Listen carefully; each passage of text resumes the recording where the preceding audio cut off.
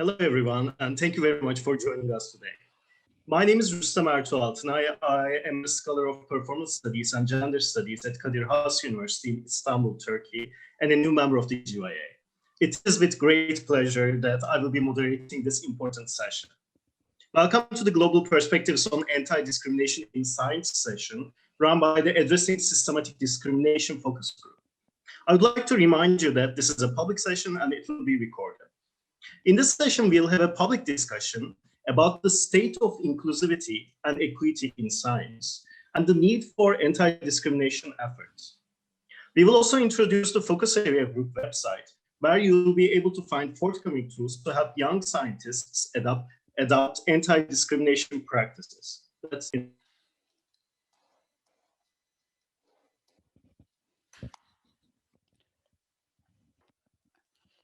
Please. We can't hear you. I'm sorry, I'm somehow muted myself. Our panelists are Vanessa Schweizer, Miriam Brucius, and Prosper Ngabonziza. Vanessa Schweizer joined the GYA in 2019 and is a co-chair of the GYA Focus Area Group. She has also been a GYA representative for the International Science Council. She is an associate professor of knowledge integration at the University of Waterloo in Canada and will be offering a North American perspective. Miriam Brucius has become a GYA member this year. Her research connects the history of colonialism with heritage and museum practice in the light of Europe's current decolonization debate. She stepped in last minute for Estella Carpi and will therefore address case studies related to diversity in academia and the heritage sector in the UK. Prosper Ngabonziza joined the GYA in 2020, and he has been active in GYA activities, particularly in the Addressing Systematic Discrimination Focus Group. Currently, he works at the Max Planck Institute for Solid State Research in Stuttgart, Germany, in the Department of Solid State Quantum Electronics. Over the next 10 minutes, each panelist will make brief remarks about their perspective on anti-discrimination in science, followed by discussion and Q&A with the audience. Shalini Arya will be our rapporteur for this session. Attendees are welcome to post comments and questions in the chat. I would now like to hand things over to Vanessa to make her opening remarks for today's session. Thank you very much. Thank you very much, Artu. I mentioned that I would be talking about this topic from a North American perspective, and we very much want this to be just a conversation. So please, if any reactions you have, please put them in the chat. Many people may feel they're already familiar with what systemic discrimination must mean in North America, as we all saw what happened to George Floyd. But systemic discrimination is more insidious than treating people differently because of how they look. According to the Apple Dictionary, discrimination is the unjust or prejudicial treatment of different categories of people. And actually, many academic practices are prejudicial. And I'll give you an example. In the past year, I participated in diversity training that brought to light that practices like rewarding perfectionism, where it really isn't necessary, is a prejudicial practice. What I mean by that is some trainees, such as those who will be working in life or death situations, like in the medical professions, they do need to be perfect in what they do. But most other people do not have to work under that kind of pressure. So as professors, when we expect perfectionism from our students, those who have more pressures on their time because they need to work while putting themselves through school or have caretaking responsibilities in addition to academic work may find it more challenging to submit assignments as perfect as other classmates and those other classmates who do not have those kinds of additional responsibilities. So the accumulation of even what might look like very small prejudicial practices help certain people get ahead and others are left behind. And so this example is part of how systemic discrimination in academia works. And in turn, trainees who are left behind receive fewer opportunities for advancement, which again is how we end up with leadership that overrepresents some categories of people and underrepresents others. Over the past year, what I have seen change in North America is a new willingness amongst academic institutions and scientific societies to examine how systemic discrimination manifests in our own backyards and what can be done about it. For instance, the Canadian National Dialogue and Action for Inclusive Higher Education and Communities, initiated last fall in 2020, was excellent for knowledge sharing across universities and colleges. At my own institution, plans are underway for cluster hires of Black and Indigenous scholars because our faculty contingent should be more representative of the diverse population in Southern Ontario, and the quality of our educational environment will improve as a result. An area where I think GYA can continue to set an example in what is a long effort to combat systemic discrimination is reconciliation. Many people may be familiar with reconciliation between social groups, such as between settlers and people who have been displaced. And this is sort of a macro level application of reconciliation. But I have seen less of and think very much is needed this notion of reconciliation at a micro level, both interpersonally between people and intrapersonally inside yourself. How do we help people heal individually when they become aware of what they have endured or perpetrated while they are living and working in cultures that systemically discriminate against categories of people? So I'll leave my comments for there and look forward to our discussion. Thank you very much, Vanessa. And Miriam, the floor is now yours. I think I'm going to be sharing the slide that you sent me, but I need to be a co-host first. I'm not a co-host, and we'll see if that's the right slide.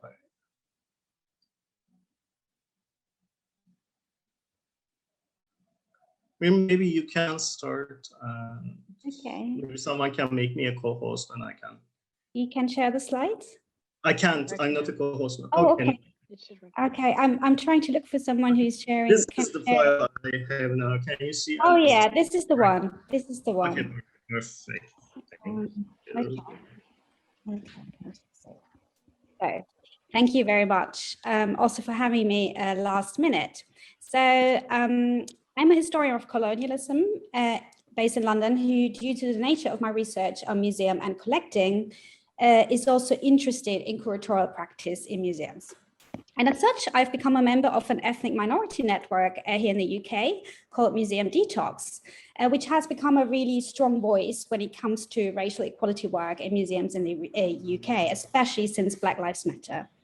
And so this week, Museum Detox has asked its members in how far they felt their organizations have taken on board criticism and also lived up on the promises that were made last year, if those Black Lives Matter statements that Vanessa also just alluded to had been released at all, because not all of them were doing it.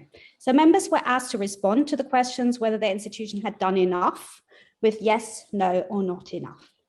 So I'm presenting you some answers here on this slide from the museum world, not only because they are fresh on my mind, but also because they strongly really resemble what many of us here are experiencing in academia, I think.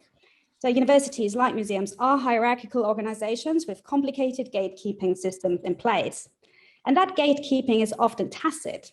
It can be specific languages or visa requirements in a job ad, for example, or factors that make it impossible for certain candidates with caring duties, for example, to apply. So one question for me would be whether we need to spell out more explicitly how gatekeeping and race equality works, just as the glass ceiling of gender equality was at one point tied to more specific factors. And like many of you here, I'm involved in diversity work in my own institution. There has been a survey in my field by the Royal Historical Society for History in 2018 that showed that only 11% of history students come from ethnic minority backgrounds.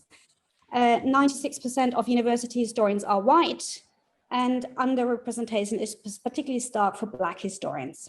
And many faced and reported discrimination or abuse. The report concludes with tailored advice and guidance, as any report, I think, should. So addressing this unacceptable situation will require substantial structural and cultural change within our discipline.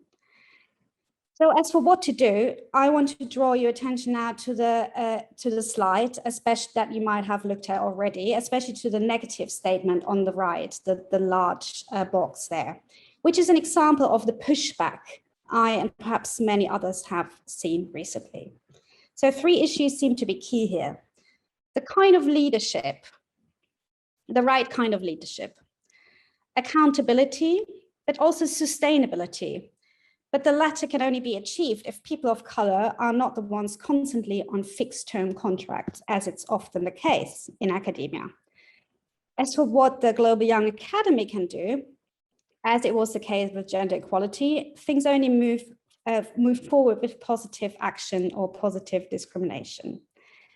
So I wonder if that is something where we can become active, how we can lobby in national academies, especially in countries where inequality in academia is a massive problem. And that is true for many countries in Europe. So are there special programs? Could there be special funds? Could there be special support networks in place?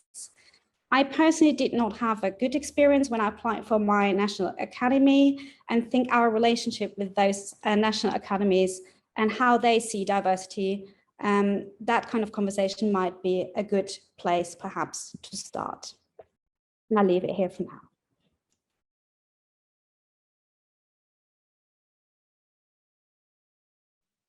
Thank you very much, Miriam. Prosper, the floor is now yours. Yeah, thank you very much. And also thank you for the opportunity also to discuss my perspective on this point related to anti-discrimination. And I would start by saying that I think we may all agree that in science or in academic systems, there are some kind of racism or gender bias or other underrepresented minority related problems. And the main thing here is the scientific establishment or the scientific system or the metrics that are used, for example, to define a scientific success have the same problem as well. And often the gatekeeping systems in academia or industry or scientific institutions were not designed to correct this century of compounded disadvantages related to this problem. And the main question here is, in the context of Global Young Academy, we can ask ourselves is, what could GYA do to redesign or renovate and contribute toward a positive change in that direction? Of course, from my perspective, as someone who has been working in different countries, starting from my home country, Rwanda, South Africa, the Netherlands, and Germany, I have been seeing different type of discrimination happening. Some of the experience I can relate to, for example, are more related to undermining the intellectual level of underrepresented people or race-related undermining the intellectual level. For example, as someone who does my work mostly in experimental related things, you can join a lab and realize, for example, the questions you are asked or the way you are treated in the lab, people, they expect that your level of understanding or level of performing is not really well.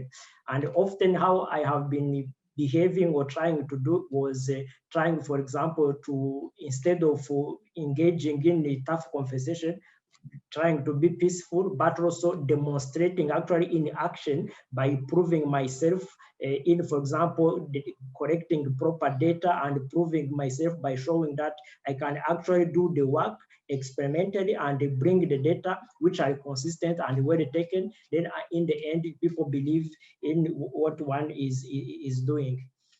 Another thing also that I have been seeing happening is more related also to the statements people they make, casual statement they make when you are discussing informally, for example, during lunch or in the casual discussions. You realize that people, they have kind of misconceptions related to people of race or underrepresented people. And those statements, they may convey big negative impact, which may hinder the people who want to make progress in their career. So then what I would suggest in the context of the GYA, what could be done? First, I think what could be done is related to be proactive in addressing this issue. And the proposal here is, for example, to explore possibility to further make further actions in GYA together, for example, for GYA partners to advocate diversity and inclusiveness in academia, industry, and scientific institutions. And another point also that I think is very important, we are trying to discuss and to see how we can make it much more open to all GYA members, is related to listening. Here, the point I want to make is within GYA, we would like to collect stories, and here the objective is mainly about learning from each other's experience. And from this slide, if I think we were all seeing the slide, the idea here is collecting stories of GI members who has been experiencing any form of discrimination or systematic bias, and evaluate the lessons that could be learned from those stories, then including also anonymous communication of such stories to communicate to the outside world, but in an anonymous way. So we have a proposal then in this context to collect the stories, and we are going to make it much more formal. And of course, your points, they are welcome in the discussion to see how it is received in the all GI members. Then from there, you can discuss the possibility of communicating such stories in an anonymous way, which hopefully they can help in proactively fighting any form of discrimination or systematic bias in the society. Thank you very much. Thank you very much, Prosper. We now have approximately 25 minutes for discussion and Q&A. Are there any questions from the audience?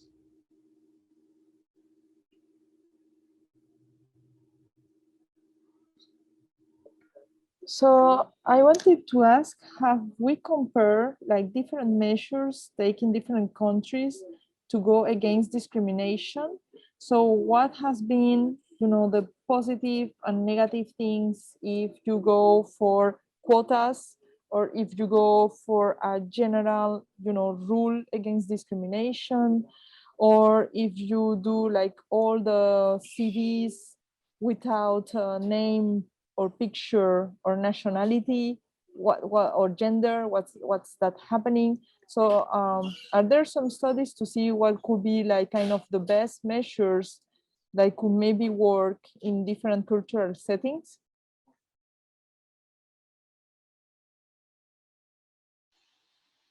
And I could start with answering that question. There are people who do study and compare different kinds of interventions. And I really like the idea, Sandra, of trying to perhaps pull together what some of those findings have been. And then one of the things that this group thinks would be a good use of our website, and so we've had conversations about collecting and mounting this kind of material, just as you say. But yeah, then we have to sort of take the next step, and I like the suggestion of us perhaps like digesting it and yeah, continuing to have conversations with GYA members on how we might be able to best recognize strengths and weaknesses, perhaps in different parts of the world, and their different efforts towards combating discrimination.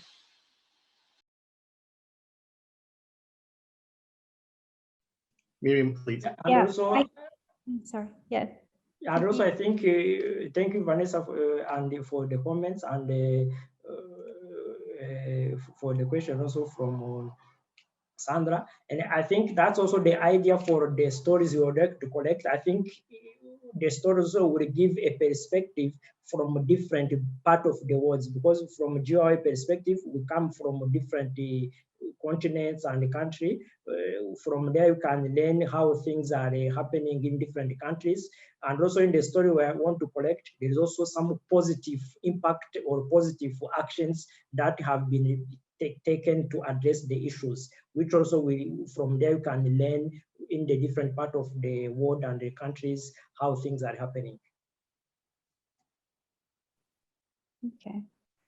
Yeah, just to maybe quickly add, because I'm obviously I'm a brand new member, so I don't know so much about how closely you work with the national academies, but to me it seems key in these topics to look at the local context, and also when the survey is done to have members actually say where they're coming from, and really you just make that problem more visible on the National Academy level. I'm from Germany, but I'm working in the UK, and even with those two countries, I can see massive differences. And also in terms of data collection, making things visible, it's actually not possible in Germany to collect data related to ethnicity for historical reasons. And for that, for that reason, it's actually a problem to make discrimination visible in the first place. And that is very different here in the UK.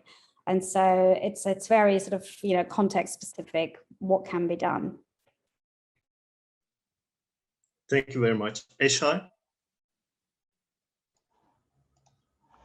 Thank you. Can you hear me? Oh, great. No, I wanted to just add that, you know, I wanted to say this group's existence is very important. One of the things that's explicitly important here is to join a diversity statement straight away with an anti-discrimination statement. It's so important because I think many organizations, academic institutions, institutes all have diversity statements which can be general, but become difficult to refer to when it comes to any incidents or dealing with things that happen. So a strong anti-discrimination statement is very important, and I think the wording there is also important. And so one role that GYA could possibly play is to if it's agreed with, that's my opinion, but to put that in as you know, essential with diversity statements, to add anti-discrimination statements. But I want to pick up on a question based on what Vanessa said. I really agree with you that it's these accumulation of small prejudicial practices that help certain people get ahead and others fall behind. What can we do about that, given the fact that it's so often local context, it's so often, what can we do to empower anyone to help and to encourage, to change that kind of situation? Because it happens, you know, the way it happens is so different in so many different organizations, but it would be amazing if we could do something that people could take and use as a result of that. So I wonder if you have any thoughts on that. Sorry, trying to find my unmute button. So yeah, my first thoughts about that, and you know, I'm really, one of the first things that I'm you know, still currently working on is, I think that it will be good for GYA to have its own formal diversity training that we make available to all GYA members, because I have long been interested in this topic and had sort of like bits and pieces of informal training since I was, you know, in my 20s, but there's really no substitute for having some like dedicated time talking to someone who's an expert about this and has worked with hundreds of organizations having these conversations. And so that's one of the first things that I really want GYA to also institute, is some sort of like direct training that we can do for ourselves to make ourselves more aware of what's actually going on with these small prejudicial practices, because they're implicit.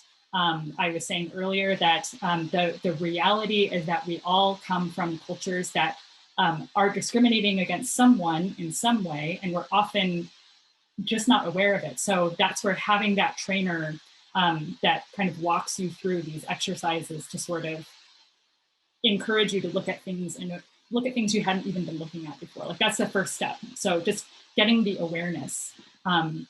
So I would say we need training that we work on individually. And then once we are more aware ourselves, this also helps us develop courage for looking around our particular institution that we are working in, or particular networks that we're connected to, such as GYA or other scientific societies, and identifying the opportunities within those societies where we can act as a change agent.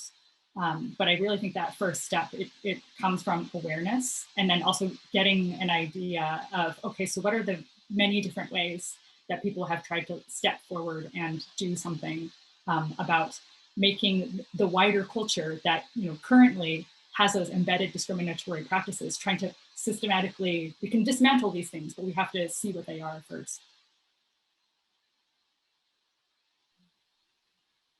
Would anyone else like to Prosper, Miriam, or? Yeah, and I think also I fully agree with Vanessa that the starting point is learning from ourselves and to get aware of all the details. And I think then the next step also is GYA can connect, for example, with national young academies, different national young academies. Then in that context, deliver, for example, some kind of those trainings be extended to the level of national young academies, but tailored in the context of the countries. So because in the end, in the GYA, we may get a bigger perspective, but if we link it to the national young academy, then have a training which is made in the context of Asia, in the context of Africa, in the context of Latin America, in the context of North America, that also would be much more interesting, because the kind of discrimination there, they may have a different angles that may not be fit into the bigger perspective. Yeah. Nancy? Yeah, actually, I wanted to go some steps back and asking these questions: that are we really sure that all the members, at least in the GYA, they know that what we mean when we talk about the discrimination in their life? Because some of us, we didn't know that there is a discrimination, because we didn't get trained about that. And we are just saying that, okay, have you ever learned that in your career, you see some bias? You can see the bias when you see the data, that what's going on, for example, in the selection committee of your institute, in other evaluation systems, but when it's not open anything. So how you can say that the decision was biased? So whenever also you ask them, okay, so please show the results of your committee selections, it's not open. So if you don't have any data, you don't have any information, how you can say that the decision was biased or there was any discrimination, because they just showed you the final results, so you cannot really judge that it was, and also there is no one to be really neutral in this committee saying that, okay, we checked everything. So I think it's not really clear for most of us that coming from some societies, that what do you mean by discrimination? What's that? It's a normal life, so we just face every day. So we don't see any discrimination in that sense.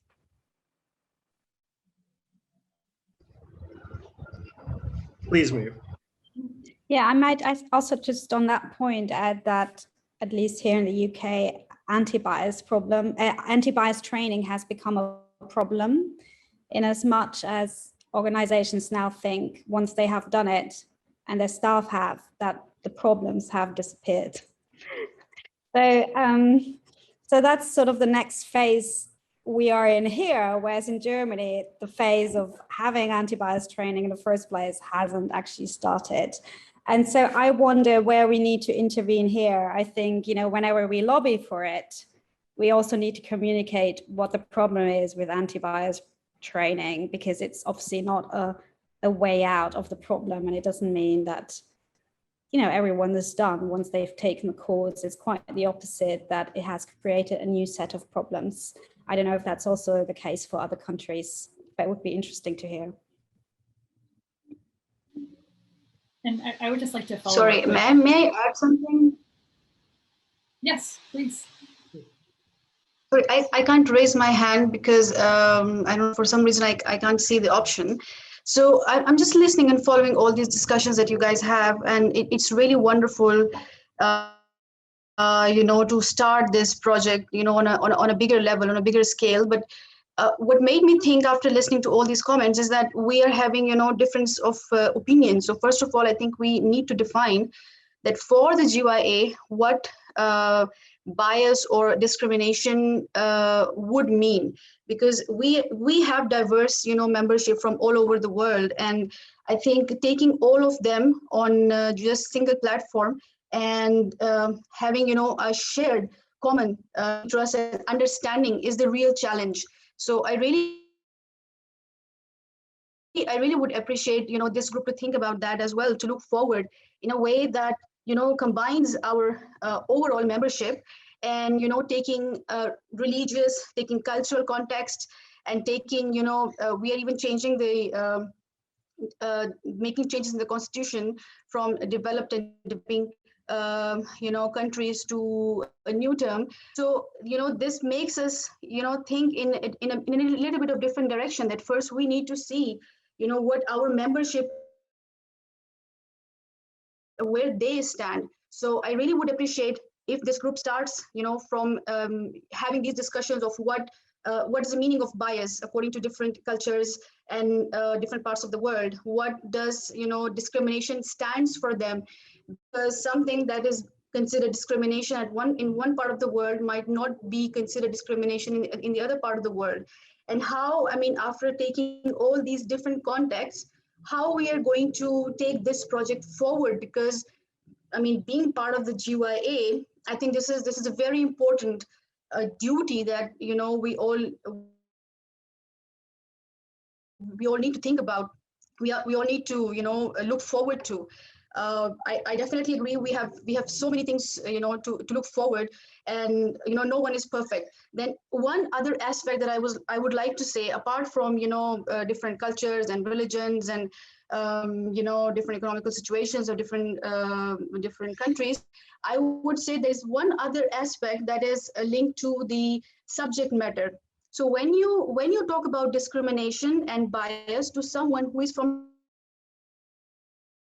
humanities, the point of view that a person who has studied, whose, you know, area of expertise is from humanities, will be completely different compared to when you talk about discrimination and bias with someone who has a background from science. So this is also something that we really need to think about.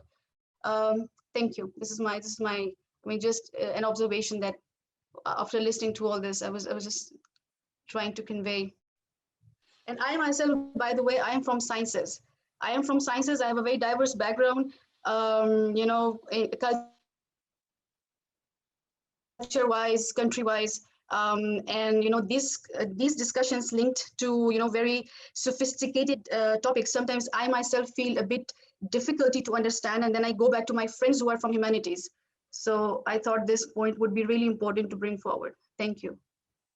Yeah, thank you very much, Almas. I think you made a very good point. And I think also maybe Vanessa and others will comment also, but the point I want to make here is what you have been trying to convey is, I think the starting point is from the within GYA, trying to make this kind of training or discussions within GYA, so that we all are standing on the same understanding of discrimination and the systematic bias, and this will be a much more general thing. Then from there, go then to the specific cases or to the narrow down to different contexts of different part of the world, where then you have to take into culture, take into account of religion and the race and so on. Then also, that also comes in, will be helped by the stories we are trying also to correct it, because I think the stories, they are going to be completely different depending on where someone is sitting. If I talk about systematic biases, someone from Africa, another one is someone from Asia or Latin America, they are going to report different stories. Then from there, exactly.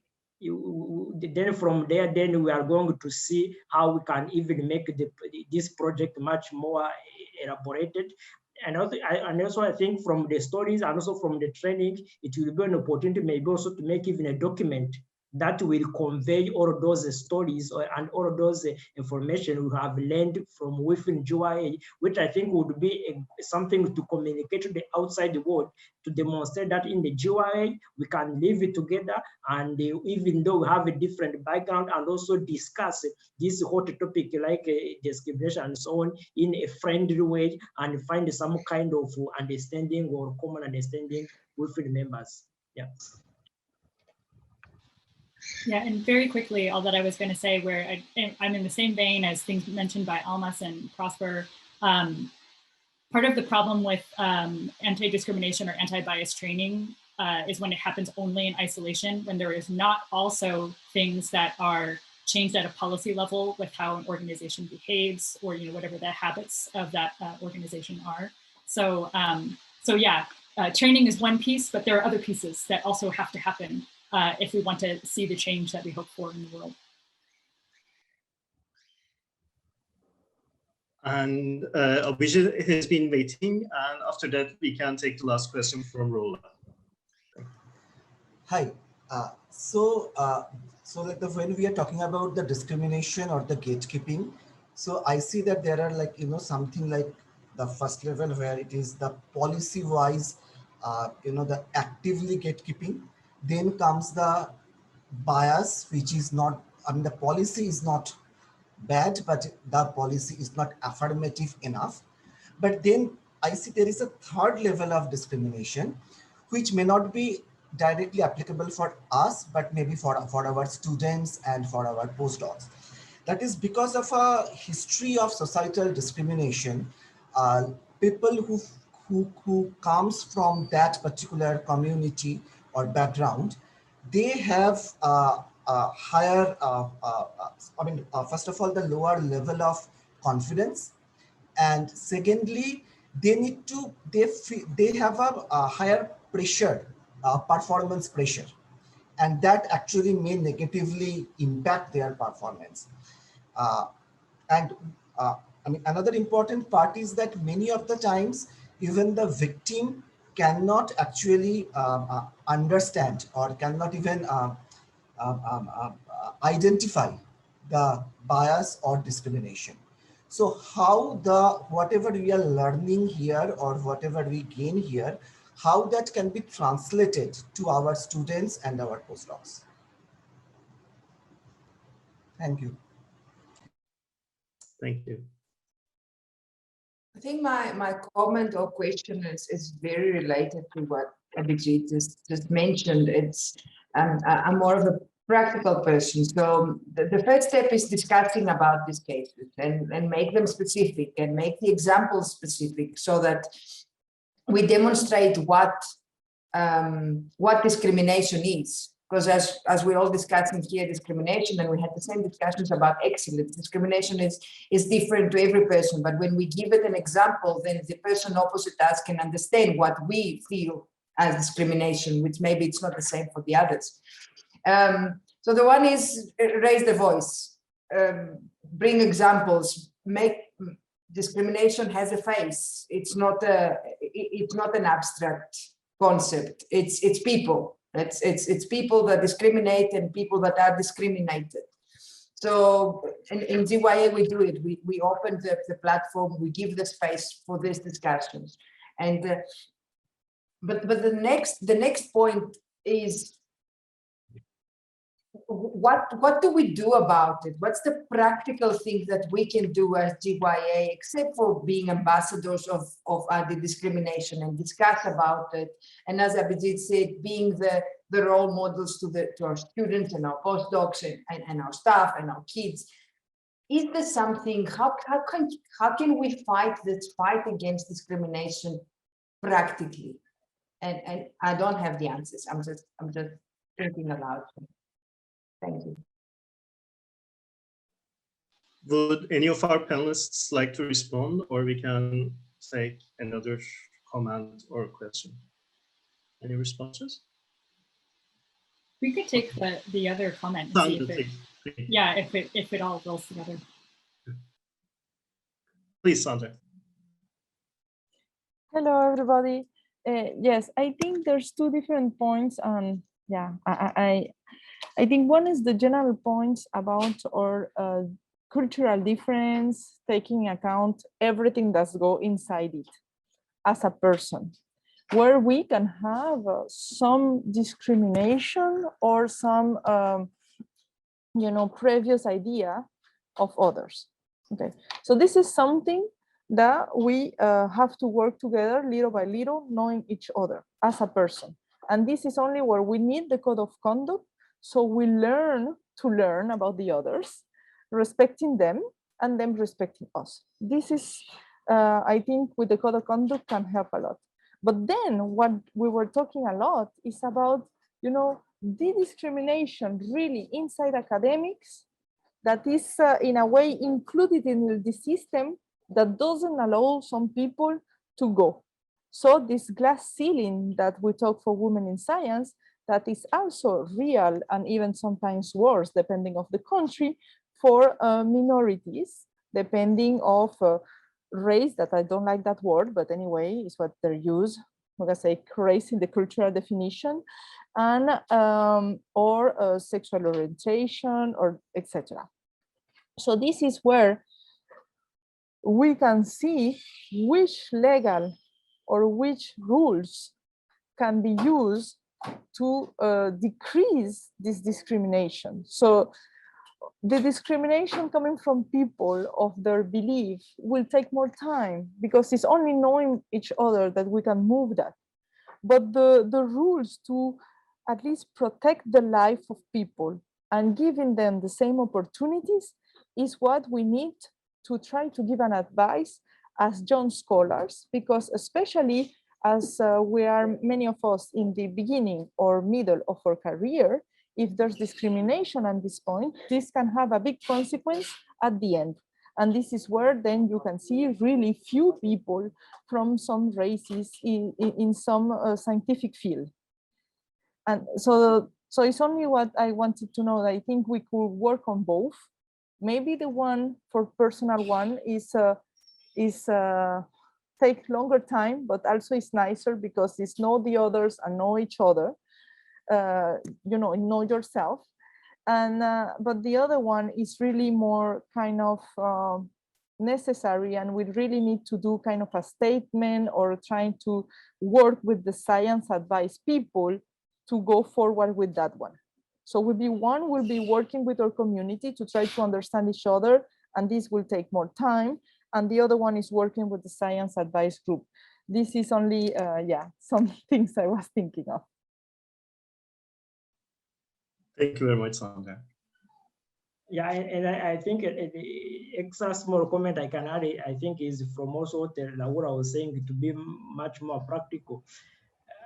I think this is a work in progress, and this is a topic in which involves, I think, some specific cases which may even be isolated if you compare those specific cases. Yeah, then I think the best way to start is within GIA, before you can actually think about going to change things elsewhere. Let's see with GIA, can we do a self-evaluation in all the activity we do, or all the selection things we do, or different things we do? Is there any hidden kind of biases or discrimination, which I think also can come when we start to have those open discussions. Then from there, once we know we are, let's say, free, or then we can start also to think how we can also communicate what we have done within GIA, and also try them to see it in the other system, because the other academic system or institutions, discrimination is a hidden thing. You will not see it on the website, you will not see it in the open documents. It is something which happens in the background. And also we don't have the power there to go to change it. So the only way I think we can address it there is first to be good examples from within us in GIA, then also in a partnership with different GIA partners, make a kind of statements and so on, which hopefully they can help others to do the same kind of self-evaluation. Yeah. We are approaching the end of our session. I can take very quick comments from Nadia, but very brief, please.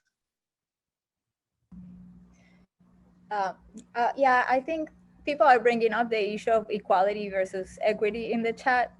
And I think also taking back a step and thinking about the definition of discrimination, which was brought up, that we maybe needed to think about, but then we didn't talk about. For discrimination to happen, there has to be a difference of power. If discrimination happens against a group of people that for some reason or another, among a bigger group of people or a society, have less power. So in some cases that can be women, even though they're not by numbers a minority, or it could be sexual orientation, or it could be religious minority, or it could be race, or it could be any of those situations. So it has to do with those differences of power, and maybe it doesn't just have to do with diversity and getting to know each other and all of the religious diversity and cultural diversity and everything else that we have, and that we should celebrate and get to know each other too, and take advantage, because we know that diverse groups do better too. And those are two very different things, and we need to look at them in different ways and make sure that there is a tricky overlap in them, and how we can, it's true, I think people worry in preventing discrimination, that then we don't repress this diversity also. I understand the worry about those limits. And an important way to make sure that we do both things is to understand the difference, I think, and understand what is discrimination and how it happens. Thank you very much, Nadia. I'd like to thank the audience and panelists for this fruitful discussion. The discussion has been noted by our rapporteur, Shalini, Arya, and may be used to draft a statement by the Anti-Discrimination Focal Area Group. We look forward to seeing you all again shortly at the closing session of the annual general meeting, which will be in 15 minutes at 14:45 UTC. Thank you very much. Thank you everyone for such a wonderful discussion. Thank you for such a beautiful questions. I request everyone to be there in the farewell session without any delay. Thank you so much and see you soon. Bye-bye.